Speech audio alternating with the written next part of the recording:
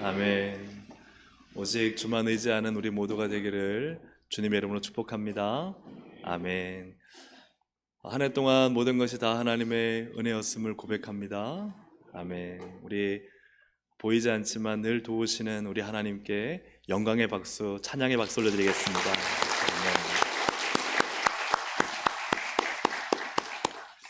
할렐루야. 아멘. 네. 우리 앞에 있는 분한테 인사하실 때 아직 좀 시간이 남았지만 미리 한 번 더 인사하시겠습니다. 미리 한번 인사하시겠습니다. 새해 하나님을 더욱 의지합시다. 이렇게 인사하실까요? 네. 네, 할렐루야. 아멘. 하나님은 나 같은 사람도 아실까? 나 같은 사람을 위해서도 일하실까? 그렇게 생각하시면 안 되죠, 그죠? 네, 하나님은 정말 나를 사랑하시고 나를 아시고 나를 위해서 일하시는 살아계신 하나님이신 줄로 믿습니다. 아멘. 그 하나님께서 올 한해 우리와 함께 하셨고, 또한 이제 몇 시간 뒤면 이제 새해가 시작되는데 그 하나님이 지금 또 우리와 함께 하시고 또한 새해에도 더 크게 일하실 것을 믿습니다. 아멘. 우리 함께 이 시간 볼 하나님 말씀은 고린도후서 12장 7절부터 10절의 본문을 가지고 힘과 복, 과연 은혜인가? 라는 제목으로 함께 말씀을 나누고 싶습니다. 저는 보지 못했지만 요즘 굉장히 유명한 영화가 있다 그래요. 혹시 보셨는지 모르겠습니다. 서울의 봄이라는 영화가 굉장히 지금 핫하다고 합니다. 1979년 12월 12일 우리 어르신들 잘 아시죠, 그죠? 12.12 사태라고 부르는 그날에 전두환, 노태우 등이 이끌던 군부의 사조직인 하나회가 일으킨 군사 반란을 소재로 다룬 영화인데요. 이 영화에 대해서 얘기하려는 것이 아니라 그 날이 참 어땠을까? 저는 영화를 보지 않았겠지만 권력을 잡느냐 아니면 이게 반란이잖아요. 잡지 못하면 죽느냐, 아마 그러한 내용을 아마 다루지 않았을까 싶습니다. 결국 전두환의 반란군이 국가 권력을 탈취했고 이로 인해 민주화 운동의 불씨가 지펴졌고, 그리고는 아프고 가슴 쓰라린 민주화 과정을 거쳐왔다고 네이버에 기록되어 있습니다. 네. 우리가 다 아는 역사적 사실이죠. 오늘날 우리 민주사회에서 권력은 어떻게 얻습니까? 국민투표를 통해서 권력을 얻게 됩니다. 국민들은 소중한 한 표를 통해서 권력을 빼앗기도 하고 또한 권력을 부여하기도 합니다. 근데 우리가 투표를 할 때 누구를 뽑습니까? 누구를 뽑으면은 여러분 잘 뽑았다고 할까요? 여러분 투표하실 때 곧 이제 내년도에 총선 있잖아요. 그렇죠? 예, 정말 국민을 위하고 낮은 자세로 섬기고 국가를 제대로 운영해 줄 수 있는 그런 사람을 뽑을 것입니다. 권력을 사유화하거나 권력으로 횡포를 부리는 사람을 뽑을까요? 뽑지 않을까요? 안 뽑을 거예요. 하지만 그렇게 뽑고 나서 시간이 지나면 원래 그런 사람이었는지 아니면 권력이 그렇게 그를 만들었는지 모르겠지만 이상하게 변질되는 것을 봐요, 안 봐요? 네, 우리는 너무나 그런 아픈 정치사를 가지고 있습니다. 권력을 부리고 힘을 행사하고 그 권력을 유지하기 위해 온갖 술수를 부리는 그러한 모습들을 우리는 너무나 많이 봤고, 그 자리에 한번 올라가면 어떻게 그렇게 안 내려오려고 하는지도 그죠? 참 이것이 우리 아픈 한국의 현대 정치사입니다. 권력은 다른 말로 하면 힘, 한 글자로 힘이라고 할 수 있습니다. 힘은 이 국어 사전적 의미로 물체에 작용하여 물체의 모양을 변형시키거나 물체의 운동 상태를 변화시키는 원인을 힘이라 하며 크기와 방향을 갖는다. 쉽게 표현하면 힘이란 것은 무엇인가를 움직일 수 있다는 거예요. 제가 여기 있는 이 꽃꽂이를 들었다 그러면은 여러분 어떻게 생각하시겠습니까? 야, 목사님 힘이 좀 있네라고.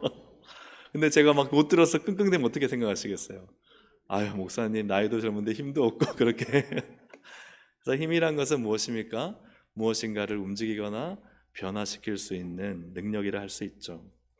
사람들이 왜 권력을 좋아할까요? 권력은 힘이기 때문입니다. 무언가를 움직일 수 있죠. 내 말 한마디에 사람들이 일사불란하게 움직이고, 내가 한마디 말하면 안 되는 것이 없도록 만드는 힘, 이게 권력입니다.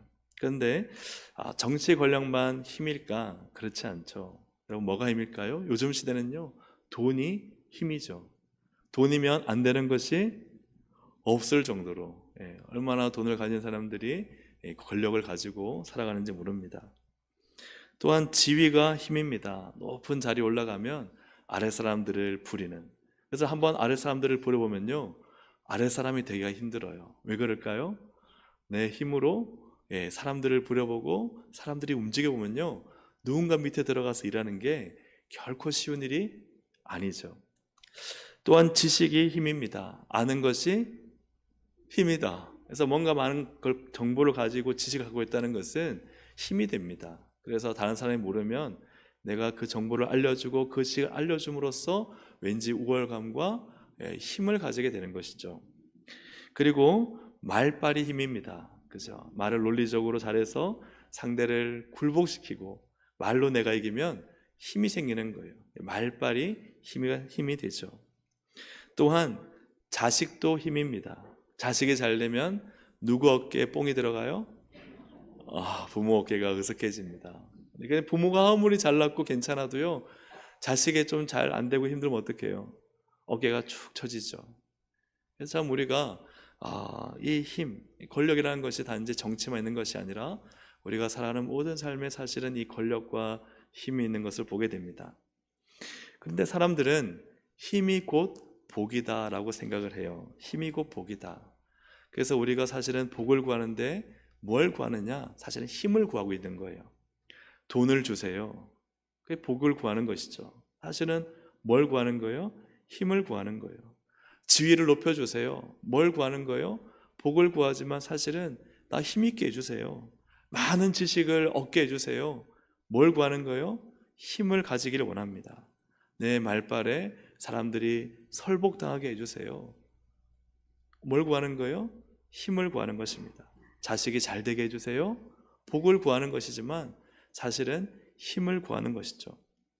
이처럼 내가 가지고 싶어하는 이 힘과 권력이 여러분 정말 복이라고 생각하십니까? 어떻게 생각하시나요? 사람들은 이것을 복이라고 생각하고 구하고 찾고 그것을 위해 살아갑니다. 그리고 많은 성도들도 복을 달라고 기도합니다. 사실은 내게 힘을 달라는 기도죠. 내게 힘을 주세요.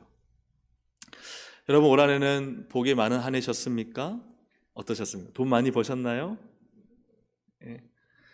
지위가 높아지시고 승진하셨습니까? 많은 지식을 가지셨습니까? 말발로 이기는 삶을 사셨습니까? 자식이 잘 되고 성공하셨습니까? 복 받으셨습니까? 어떠셨나요? 만일 그렇지 못했다면 여러분, 올 한 해는 망친 한 해입니까? 복을 받지 못한 한 해입니까? 그토록 기도하며 부르짖었던 하나님은 도대체 어디에 계셨던 것입니까? 세상의 복이 나의 힘이 되고 그거 진짜 복이라면, 그렇다면 왜 나는 왜 복을 받지 못한 것입니까? 하나님은 나를 무시하시고 나를 외면하신 것입니까? 혹은 더 큰 고난과 위기와 아픔을 만났다면 그러면 나는 하나님으로부터 저주받은 인생입니까? 하나님 날 버리셨나요? 나를 사랑하지 않기 때문에 그 아픔과 고난과 위기와 실망과 실패와 좌절을 주셨나요? 여러분, 어떻게 생각하십니까? 오늘 여기에 대한 답을 우리가 바울을 통해서 함께 보고자 합니다. 할렐루야, 아멘. 오늘 말씀을 통해서 정말 하나님의 은혜가 무엇인지를 발견하고 깨닫는 은혜가 있기를 주님의 이름으로 축복합니다. 아멘. 첫째로 바울은 하늘의 힘을 자신을 위해 사용할 수 있었습니다. 한번 같이 읽어볼까요? 바울은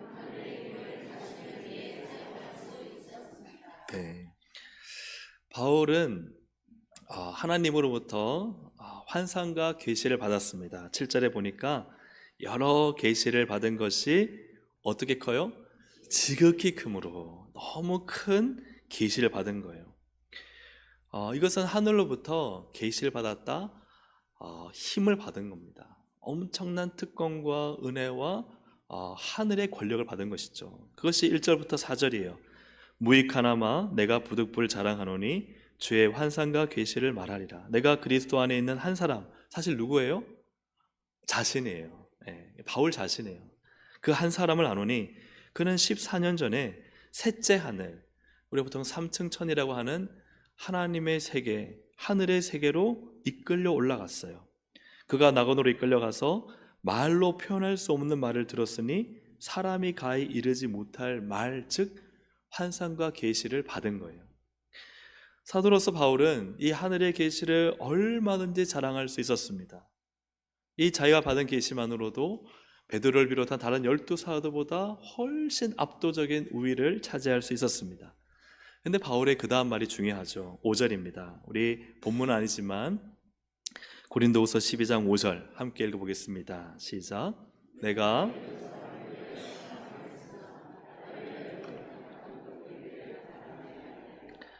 아멘. 이런 사람이란 것은 바울 자신을 위해 자랑하지 않겠다는, 마치 바울이 아닌 것처럼 그렇게 좀 객관화시키는 표현이죠. 그리고는 나 바울은 뭐만 자랑하겠다고요? 약한 것들만 자랑하겠다. 나는 이 앞에 환상과 계시를 보고 3층 천에 올라가서 가히 말로 표현할 수 없는 하늘의 계시를 받은 나는 바울 자신을 자랑하지 않고 그 사람은 그 사람이야. 나는 나만 자랑하겠다라고 말합니다. 그런데 이렇게 말하는 이 당시 바울의 상황은 어땠느냐? 바울은 사도로서 큰 위협과 공격을 받고 있었습니다. 사도성을 부인하고 인정하지 않는, 쉽게 말하면 오늘날 교회에 담임 목사가 있다면 담임 목사를 인정하지 않고 담임 목사의 담임 목사직을 세우지 않고 오히려 공격하는 많은 그런 어려움과 큰 위협 속에 있었습니다. 사람들은 바울을 무시했습니다. 인정하지 않았습니다. 12사도와 비교하며, 그리고 야, 바울이 무슨 사도야, 그가 교회를 얼마나 핍박하고 그가 육체의 가시가 있었던, 혹은 복음을 전하며 큰 환난과 핍박을 받았던, 어쨌든 그것들이 어떻게 사도가 그렇게 고생하고 핍박받고 육신의 질병을 가질 수 있어 하는 이 바울 자체를 인정하지 않는 그런 상황 속에 바울이 있었습니다. 그래서 고린도 후서 11장, 우리가 읽은 12장 앞에 있는 5절에 보면 같이 한번 읽어볼까요? 나는 지극히 크다는 사도들보다 생각하노라. 바울의 항변이죠. 나는 다른 사도들보다 부족하지 않다. 나는 온 지금 이 지중해 지역을 다니며 복음을 전하고 맞고 터지고 굶고 줄이고 감옥에 갇히고 수없이 복음을 위해 살아서 나는 베드로를 비롯한 어떤 사도들보다 나는 부족하지 않은 사람이다. 이것이 말하는 바는 무엇입니까? 많은 사람들이 바울을 무시하고 인정하지 않고 그의 사도성을 의심하고 부인하는 상황 속에서 바울이 있었다는 사실입니다. 그러면 여러분, 이때야말로 하늘의 계시를 사용할 때입니다. 그죠? 야, 내가 14년 전에 하늘에 갔다 왔는데부터 시작하면요, 사람들의 귀가 솔깃해질 거예요. 그리고는 가 이르지 못할 말을 온갖 언어로 화려하게 구사해서 자기가 본 것과 제가 하늘에서 들었던 그 모든 것들을 펼쳐내기 시작하면요, 이 베드로를 비롯한 12사도들은요 아무것도 아니에요. 모든 관심과 이목이 누구한테 쏠릴까요? 바울에게 쏠리지 않습니다. 야, 당신이 진짜 사도가 맞다. 당신만큼 위대한 사도는 없다. 베드로와 다른 제자들을 인정하던 이 분위기가 순식간에 사라질 것이고, 바울은 모든 사람들의 주목을 받으며 그가 갈라디아와 고린도와 로마와 수많은 곳을 다니면서 이 하늘의 계시만 얘기해도요, 막 사람들이 귀가 솔깃해서 막 수천 명이 모이는 대부흥 집회가 일어날 것입니다. 근데 중요한 것은 바울은 하나님이 주신 이 하늘의 힘을 사용하지 않았다는 거예요. 할렐루야. 아멘. 사용하지 않았다는 거예요. 왜 사용하지 않았을까요? 하나님이 사용하지 못하도록 막으셨기 때문입니다. 사용을 하고 싶은 마음을 사라지게 만드셨어요. 왜 그러냐? 그 다음 두 번째로 나눌 것은 같이 한번 읽어볼까요? 하나님은 바울 몸에 가시 곧 사탄의 사자를 주셨습니다. 하나님은 바울의 몸에 가시 곧 사탄의 사자. 이 사탄의 사자라는 것은 사탄의 하수인이에요. 사탄은 우리에게 어떻게 하나요? 우리를 행복하게 해줍니까? 아니죠. 우리를 불행하게 만들고 우리의 약점을 파고들어서 그 약점을 다 알죠. 여러분, 우리의 약점, 우리의 연약한 부분, 우리의 과거의 실패와 상처를요, 사탄과 악한 영들은 압니다. 그런 사탄의 하수인은요, 이 바울의 약점, 바울의 약한 것, 바울의 이 실패, 좌절, 그가 부끄러워하고 수치스러워하고 그가 받는 이 모욕과 조롱을요, 사탄은 알아요. 아픈 데를요, 사탄이요, 너 아프지, 여기는 좀 찌르면 안 되겠다. 그런 사탄은 있습니까? 그런 사탄은 없어요.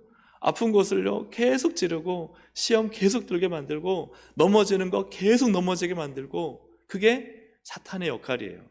사탄의 하수인으로서 사탄의 하수인은 이 역할은 무엇인가? 바울의 그 연약하고 아프고 부끄럽고 수치스럽고, 사람들이 바울의 몸에 있던 안질이나 간질이든 혹은 그의 몸에 있던 복음을 전하여 받았던 수많은 상처와 이 그 몸에 있던 아픔, 이 모든 것들이 어쨌든 사탄은 어떻게 합니까?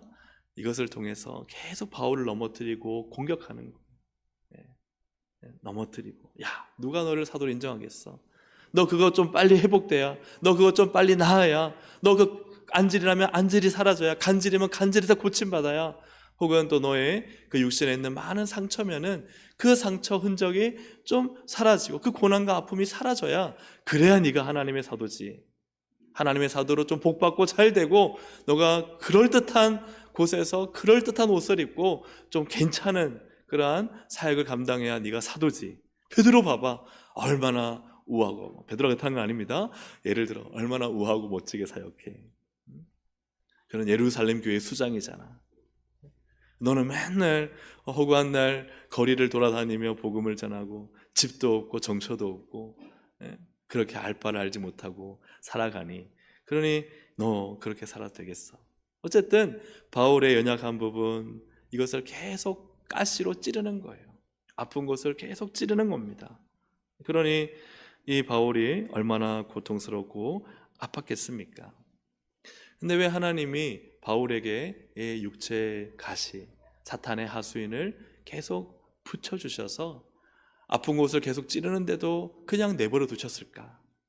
너무 고통스럽고 아파서 간절히 기도하는데도 왜 하나님은 그 기도를 들어주지 않으시고 그 아픔과 연약함을 계속 두게 하실까? 우리 7절 다시 한번 같이 읽어보겠습니다. 시작.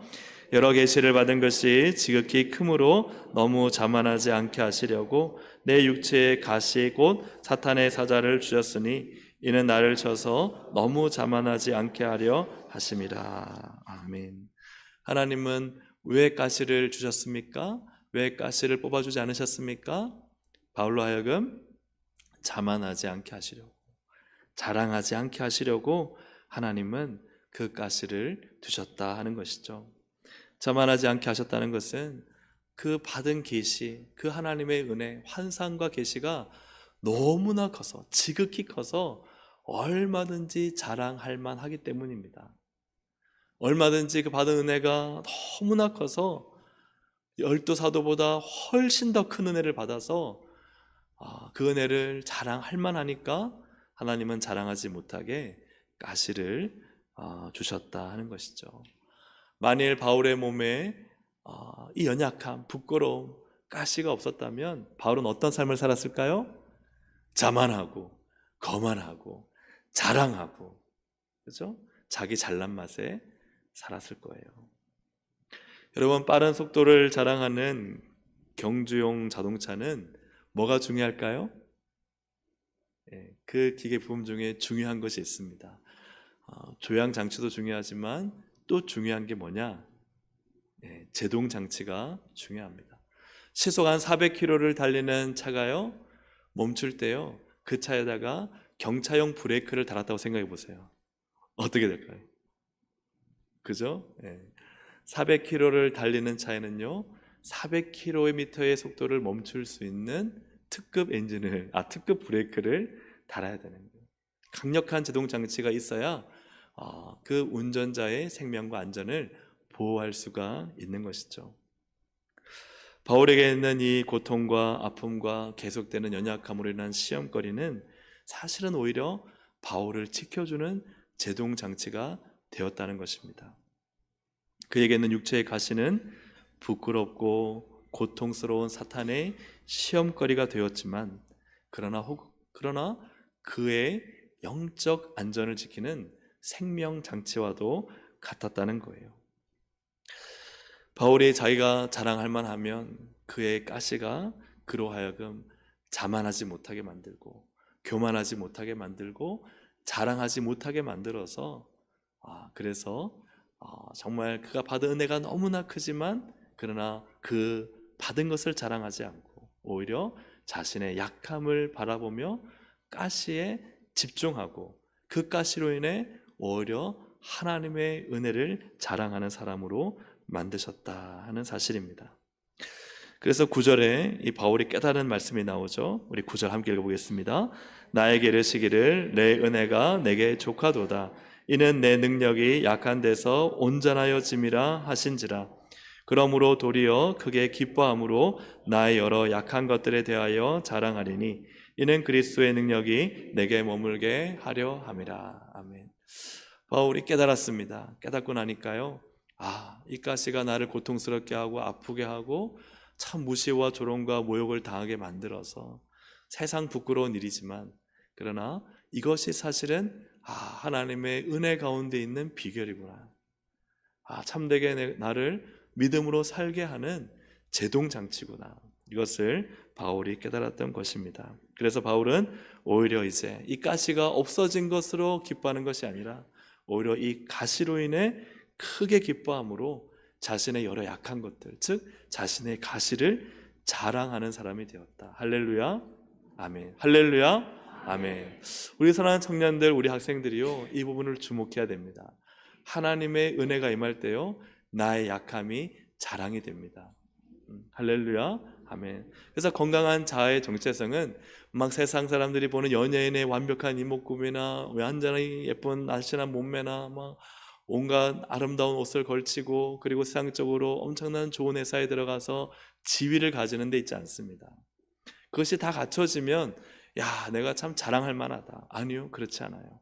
우리가 하나님의 은혜 안에 있을 때 약함이 아닌 거예요. 내 약함이 혹은 내가 좀 불편하다 생각하는, 좀 내가 부족하다 부끄럽다 생각하는 그것이 오히려 하나님의 은혜임을 깨닫게 될 때 내 자아는 건강해집니다.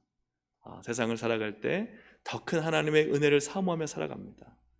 사랑하는 우리 청년들과 학생들이 나의 외모나 혹은 학벌이나 혹은 여러 가지 조건들 때문에 여러분 주눅들지 말고 기죽지 마시기를 바라요. 오히려 그 약함이 여러분 하나님의 은혜임을 발견한다면 여러분의 마음은 건강해질 것이고 세상을 살아갈 담대함이 생기는 것이죠. 우리는 오늘 이 말씀을 보면서 그런 생각이 듭니다. 그렇다면 하나님, 도대체 가시가 무엇입니까? 가시가 무엇입니까? 나에게 있는 이 가시가 정말 바울처럼 이 바울의 자랑과 교만을 하지 못하도록 만드는 그 가시인지, 아니면은 이 가시가 그냥 내가 좀 불편하고 힘들게 느껴져서 그냥 모든 것을 다 가시로 여겨버리고 자기 합리화시키는 가시인지, 이 가시가 무엇인가, 이 가시의 정의가 또 그 뜻이 굉장히 중요할 것입니다. 우리 함께 세 번째 읽어보겠습니다. 시작. 하나님의 은혜는 힘을 못 쓰게 만드는 가시였습니다. 아멘. 그 가시는 나의 힘을 못 쓰게 만드는, 내 힘을 빼는 가시여야 한다는 사실이죠. 앞에 말씀드렸던 것처럼 이 환상과 계시는 바울에게는 큰 힘이 될 수 있었습니다. 사도성을 부인하고 나를 인정하지 않는 사람들에게 내가 14년 전에 하늘로부터 받은 계시를 말하기 시작하면 그것은 나의 뭐가 되는 거예요? 힘이 되는 거예요. 사람들은 나를 주목할 것이고 사람들은 내 말에 귀를 기울일 것이며 나를 사도로 존중하고 그 어떤 사도보다 나를 높이 여겨줄 것입니다. 그런데 하나님은 환상과 계시를 이 바울에게 힘이 되지 못하게 하셨어요. 왜요? 자만하지 않게 하시려고. 그것은 어떤 의미냐? 하나님은 사울이 힘을 쓸 수 있는 모든 힘을 빼셨다는 거예요. 그리고는 우리가 보겠지만은 하나님만을 힘으로 삼게 하셨다는 사실입니다. 할렐루야. 아멘. 그래서 이 아픔과 연약함과 고통과 나를 찌르는 이 부족함, 부끄러움, 수치, 모욕이 오히려 하나님으로 향하게 한다면 그것은 뭐예요? 가신 거예요. 할렐루야. 할렐루야. 아멘. 내 아픔, 내 상처, 내 연약함, 내 부족함이 계속 그것이 나를 하나님으로 향하여 뭐하게 하느냐? 여러분 8절 말씀 함께 읽겠습니다. 8절 시작.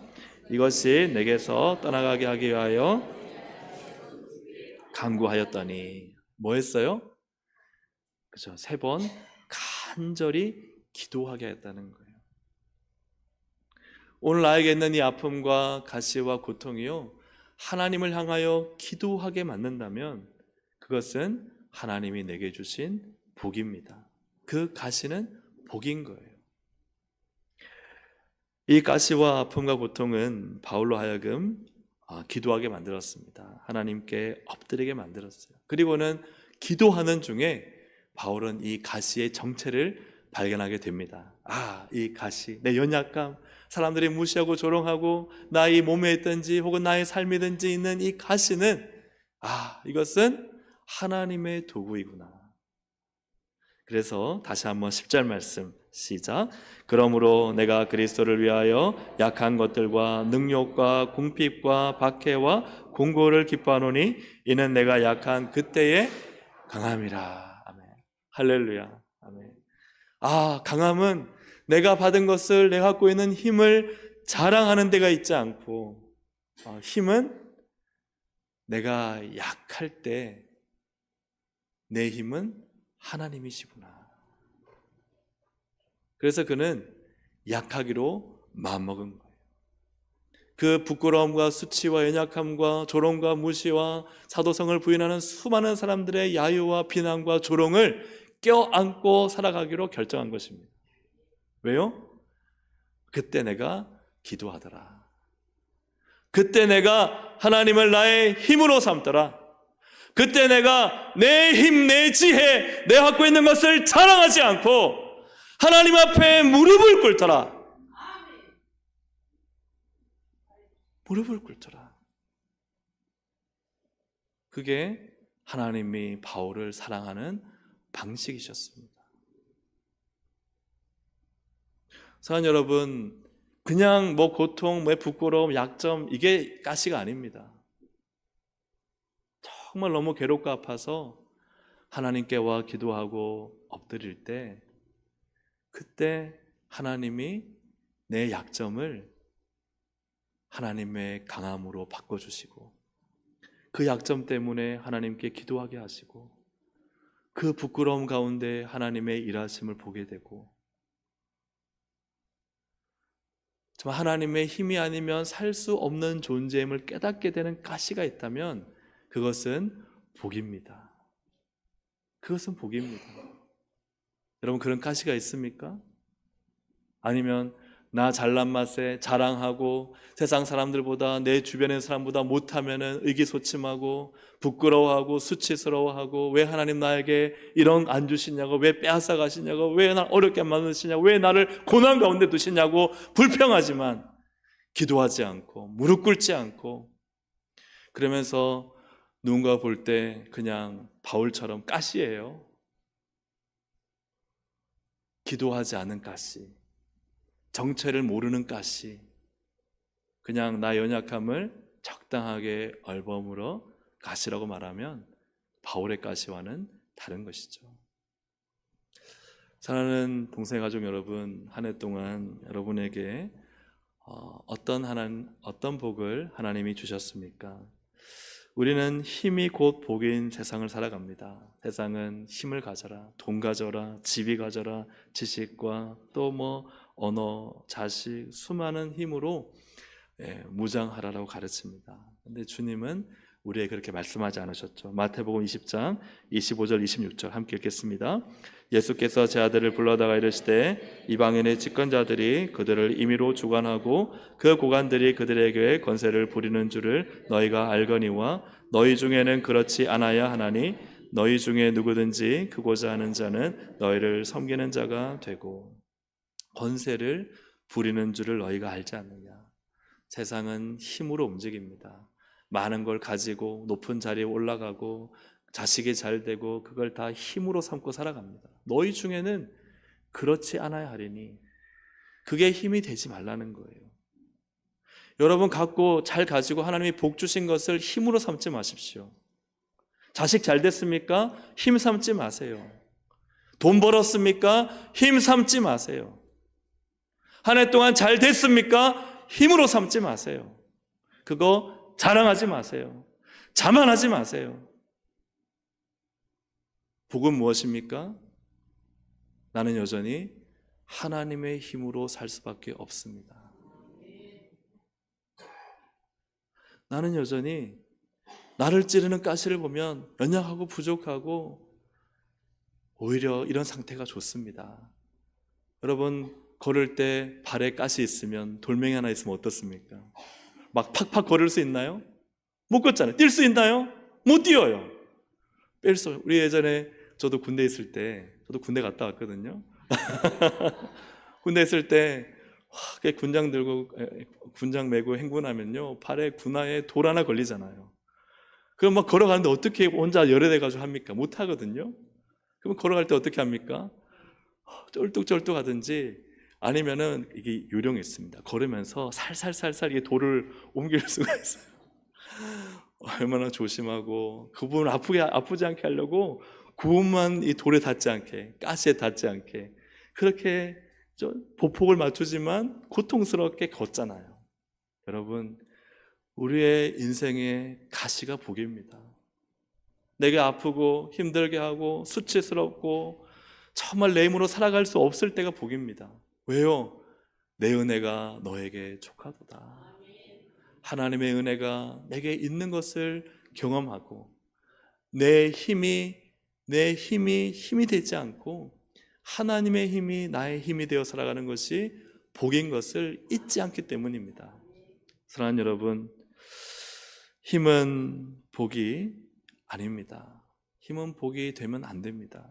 여러분이 가지고 있는 그 한 해 동안에 하나님 주신 복은 여러분 선물로 감사하세요. 여러분 힘으로 삼고 자랑하지 마세요.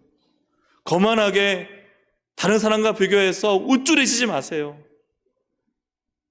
여러분 갖고 있는 연약함, 부족함이 여러분의 자랑이 되시길 바랍니다. 거기에 하나님의 은혜가 있기 때문입니다. 저 이렇게 몸이 아픈데요, 그래도 하나님 은혜로 살고 있어요. 저요 경제적으로 어려운데요, 하나님이 채워주어 살고 있어요. 그분은 하나님의 은혜 안에 살아가는 삶입니다. 저는 기도 없이는 살지 못해요. 그분이 복된 인생입니다. 복 많이 받아서 기도의 자리 떠난 게 복이 아닙니다. 충분한 복을 받지 못한 게 복입니다. 그래서 기도하지 않으면 하루하루를 살아갈 수 없어서 하나님의 은혜로만 살 수 있는, 내가 약한 그때의 하나님의 강함으로 살아가는, 내가 무지하고 어리석어서 하나님이 지혜 주지 않으시면 살아갈 수 없는, 내 말이 어눌해서 하나님의 능력이 나타나지 않으면 안 되는, 그것이 하나님의 복입니다. 사랑하는 여러분, 하나님만을 힘으로 삼는 것이 복입니다. 올 한 해 하나님만을 힘으로 삼고 살아오셨습니까? 혹시 내게 가시가 없어서 너무 기고만장해 있지 않습니까? 그러면 혹 이렇게 기도하세요. 하나님, 저에게도 가시를 주세요. 저는 그분이 영적으로 보는 분이라고 생각해요. 그죠? 우리 큰 사고는 뭘로 막아요? 가끔 운전하시는 분들 그래요. 뭐 어디 스크래치 나고 어디 뭐 잠깐 이렇게 경미한 접촉 사고가 있으면 오히려 뭐라 그래요? 다행이다. 내가 한동안 운전에 태만해가지고 내가 엄청 운전을 잘하는 줄 알았는데, 조심하지 않고 다녔는데 이 경미한 사고가 큰 사고를 막는다. 사랑하는 여러분, 오늘 우리 이 가운데 일어나는 어떤 고난과 아픔을 다 가시로 설명할 수는 없습니다. 그러나 그 가시가 하나님께 나를 기도하게 만들고 나의 연약함을 오히려 자랑하며 하나님의 강함을 부르짖게 만든다면 그것은 나에게 주신 하나님의 은혜입니다. 여러분을 기도하게 만드는 아픔과 고통이 있습니까? 여러분, 하나님의 은혜 안에 있는 것이에요. 그 은혜 안에 기도하고 승리하는 우리 모든 동성애 가족들이 되시기를 주님의 이름으로 축복합니다. 우리 함께 이 시간 찬양 드리시겠습니다. 살아내기에 힘겨운 하루, 하루의 은혜라는 찬양 드리고 함께 기도하시겠습니다.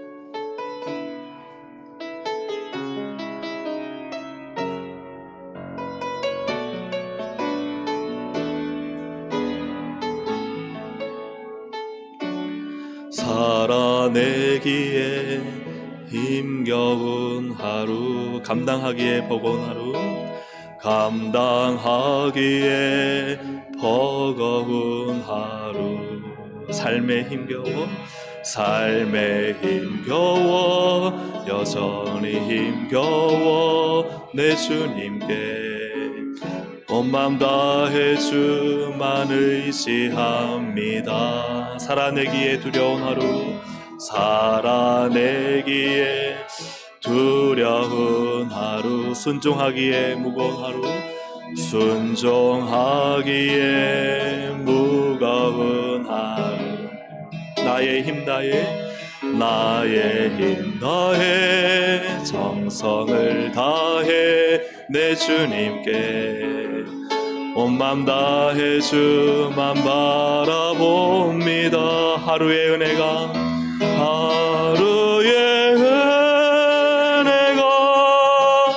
내 삶에 임하여 문제가 기도가 되고 아픔이 사랑되어 하나님의 사랑 드러나게 하소서. 나를 구원하신 그 사랑, 하루의 은혜가 이곳에 임하여 고난이 축복이 되고 상처가 간증되어 영원하신 사랑 신뢰하게 하소서. 하루를 살아갈 힘, 살아내기에 힘겨운 하루, 감당하기에 버거운 하루, 감당하기에 버거운 하루, 삶에 힘겨워 여전히 힘겨워 내 주님께 온 맘 다해 주만 의지합니다. 살아가기에 두려운 하루, 살아가기에 두려운 하루,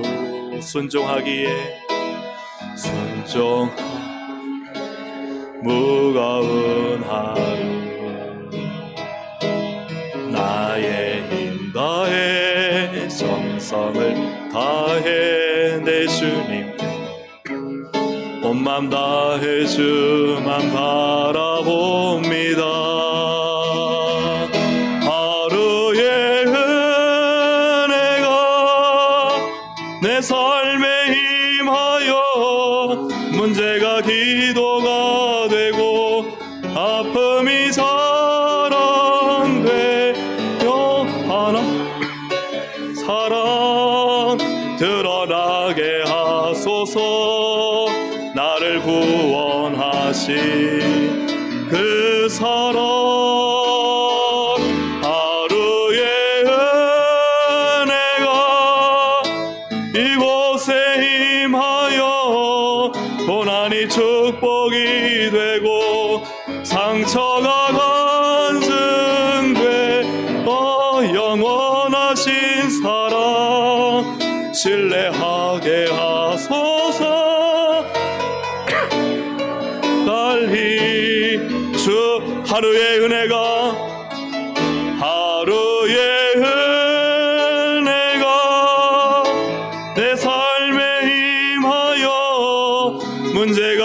기도가 되고 아픔이 사랑되어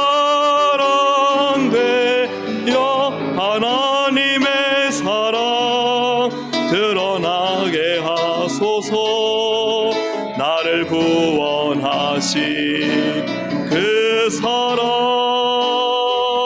하루의 은혜가 이곳에 임하여 고난이 축복이 되고 상처가 간증되어 영원하신 사랑 신뢰하게 하소서. 하루를 살아갈 힘 주소서.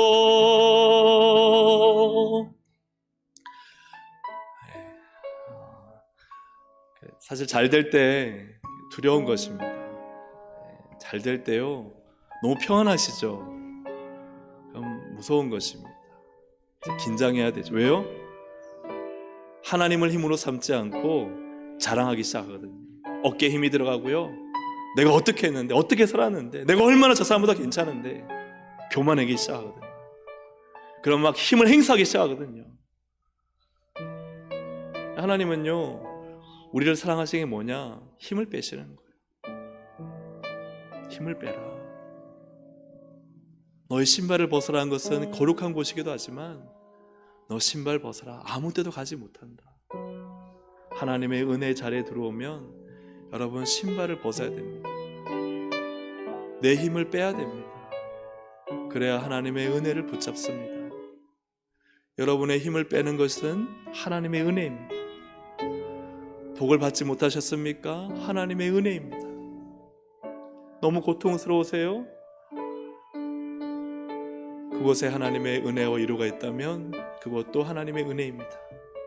사랑하는 여러분, 우리가 이 하나님의 은혜 안에 거하고 하나님을 나의 힘으로 삼고 살아가는 이 믿음의 길을 붙잡고 기도하며 예배하며 말씀으로 믿음으로 살게 하여 주옵소서. 우리 기도하는 이 시간이 되기를 소망합니다. 우리 주여 한번 부르기도 하시겠습니다. 주여! 하나님 아버지 기도합니다. 하나님, 오늘날 우리에게 은혜는 세상의 것을 나의 힘으로 삼고 살아가는 것이 아니라 하나님을 나의 힘으로 삼고 살아가는 믿음의 길인 줄로 믿습니다.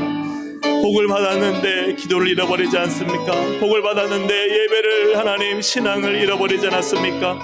하나님이 나에게 주신 복이 어느 순간 나의 힘이 되어 하나님 그것을 행사하고 하나님 그 힘을 자랑하고 그 힘을 과시하며 살지 않습니까? 오히려 나 연약함을 자랑하며 나 연약함 가운데 일하신 하나님을 찬양해야 되는데 하나님을 없애버리고 하나님 나를 자랑하고 나의 교만과 아집과 독성과 나의 하나님 아버지 정말 이 못된 마음으로 살아가진 않습니까? 하나님 내게 주신 하나님의 은혜, 하나님 세상 것과 다릅니다. 하나님 앞에 기도하게 하고 있다면, 하나님 앞에 무릎 꿇게 하고 있다면 그것이 나의 연약함이고 나의 부족함이라면 그 자리에 있기를 원합니다. 그 가시를 하나님 안고 살기를 원합니다. 그 가시로 아파하고 고통스러워하면서도 하나님의 은혜, 내가 약할 때 곧 하나님의 강함을 경험하며 살아가는 하나님 우리 사랑 동성의 가족들이 될 수 있도록 인도하여 주시고 참된 믿음의 길, 십자가의 길, 하나님 주님 앞에서 걸어가신 그 길, 세상의 권세 부리는 자와 같지 아니하고 겸손하게 섬기며 하나님 정말 주님의 뜻에 순복하며 하나님으로 힘을 쌓고 살아가는 우리 모동성의 고소 될 수 있도록 하나님 도와주시고 인도하여 주시옵소서.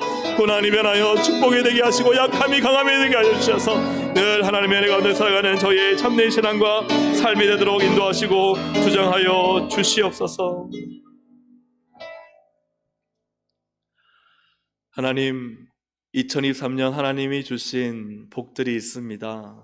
물질의 복, 가정의 복, 자녀의 복, 건강의 복, 또 수많은 사람들의 인정과 칭찬을 받은 복, 이 복이 나의 힘이 되지 않기를 원합니다.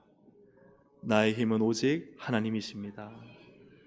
내게 있는 가시가 있습니다. 올 한해 너무 아프고 힘들고 잘 안 되고 고통스러워서 하나님 앞에 나와 무릎을 꿇고 기도하게 했다면, 하나님의 은혜 없이는 살 수 없다고 고백하게 했다면 그 가시는 복입니다. 그 가시는 은혜입니다. 하나님의 장중에 붙잡혀 살게 하여 주셨사오니 하나님의 은혜에 감사드립니다. 하나님, 오늘 사랑하는 동생 가족들이 23년도 참된 하나님의 은혜를 고백하며 이제 다가오는 새해 믿음으로 살리라, 하나님을 나의 힘으로 삼고 살리라, 자랑하거나 교만하지 않고 살리라, 힘을 과시하지 않고 살리라, 겸손하게 예수님처럼 살리라, 이 고백으로 참된 믿음으로 서도록 인도하여 주시옵소서. 주님께 모든 영광 올려드리오며 예수님의 이름으로 기도합니다. 아멘.